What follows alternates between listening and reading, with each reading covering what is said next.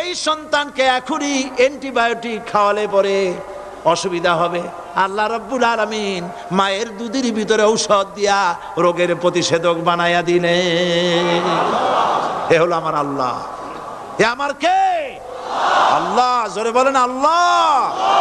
আল্লাহ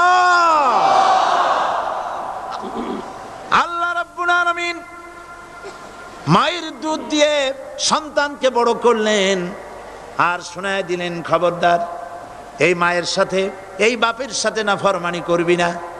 মা বাপের জন্য আমার কাছে দোয়া করবে, রব্বির হামহুমা কামা রাব্বায়ানি সাগীরা। সবাই পড়েন আমার সাথে, রব্বির হামহুমা কামা রাব্বায়ানি সাগীরা।